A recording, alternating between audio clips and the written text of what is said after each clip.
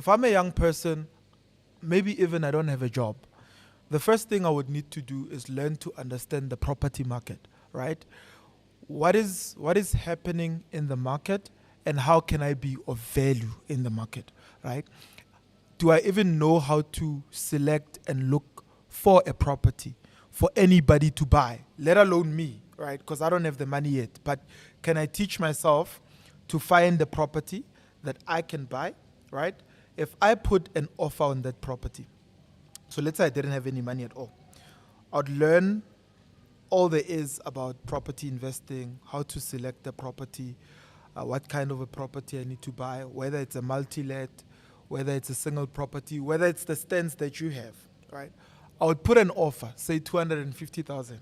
I come to you, Ekasi, I'm witness, I'm 20 years old, I want to buy a stand, right? Before I even buy and sign an offer, you're not going to ask me if I've got money in the bank yet. Most of the time, it's not really anyone's business whether I've got the money or not. I signed the offer with you. I've signed the offer for a couple of days. That property belongs to me until I've paid the money, of course, right? Then I can take that same offer and find somebody else that has got the money to buy the property and sell the deal to that person, right? So some people call it sourcing, but literally it can be a back-to-back deal. I've bought this property on paper. I've signed the deal with Ekasi. I've bought it for 250,000 rands. Maybe the stands are finished in the stand.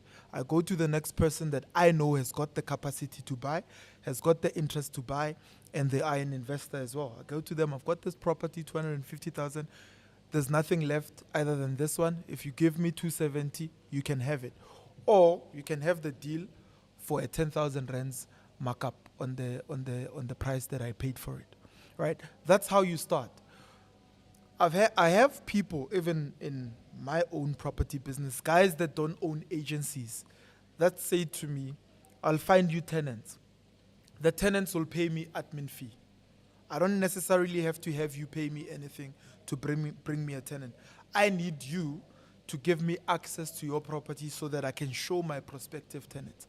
Those guys come, they show the tenant likes the place, they have the tenant sign a lease, of course that would be my lease, and the tenant pays the guy, we call it a finder's fee, but what they usually call it is an admin fee of some sort, to say, I found this place, the rental is 5,000, I'll give you 300 rands for having found this place for me, right? Or I'll give you 750 rand, whatever the charge is.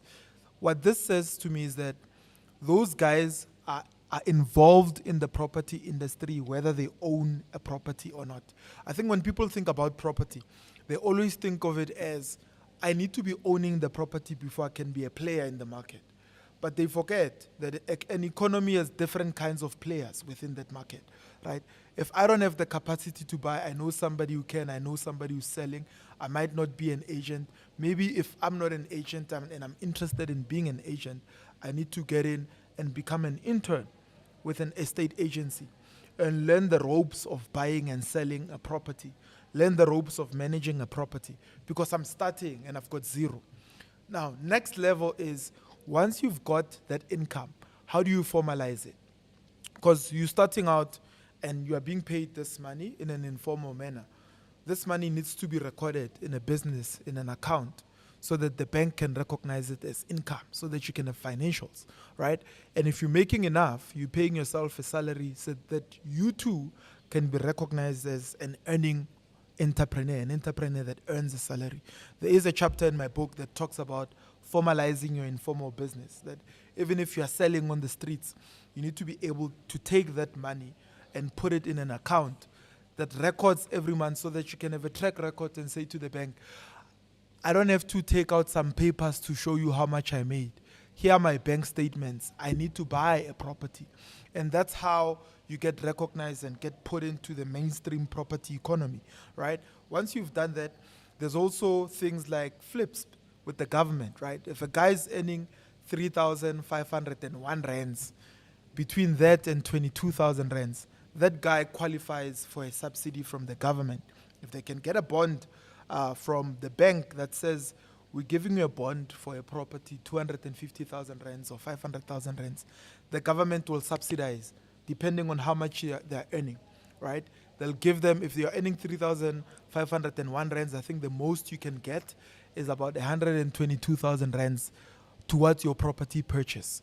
If you are earning 22,000 rands, which is like the maximum, the most you can get is about 27,000 rands towards your property purchase. Now, this money you can use even for transfers. You can even use for a deposit towards the property. The main thing is get into the market, learn to get some form of income, right? So that you can learn to also formalize that income so that you put yourself in a position where the bank recognizes you as somebody that is earning an income and therefore is eligible to get a loan. So for lack of a better sentence, building your balance sheet You have and to building build- trust with the bank. So that at some point you become smart enough to use the bank's money. And the Yeah. bank will trust you with their money, or what they would call in a form of credit. Yeah. Because you've proven through the data over the past 6 months or past year Yes. that you are a monthly income, an income generating entrepreneur. Yes. And you are also able to be responsible with your finances, because the bank has got all the data. You can't lie to the bank. You can't lie to the so bank, then yeah. it's easier for the bank to trust you. Then it's easier for the bank to offer you credit or overdrafts or loans. Yeah. Then you can be smart enough to use then the bank's money to start purchasing property. Am I wrong or right? You're right. Absolutely. So business is about relationships, right? So even your relationship with the bank is very important. I've seen people say, I owe the bank, I won't answer the phone. If you're in the red, the best you can do is to work your way out of that so that you can be in a position where you can go back to the same bank and say, I want to borrow X amount of money to buy a property. So here's an interesting thing. The bank can give you any amount to buy a property, right? But you know the bank won't borrow you money to buy their own shares that are listed on the stock exchange. A stock exchange that is regulated. They won't give you the money. Why not though?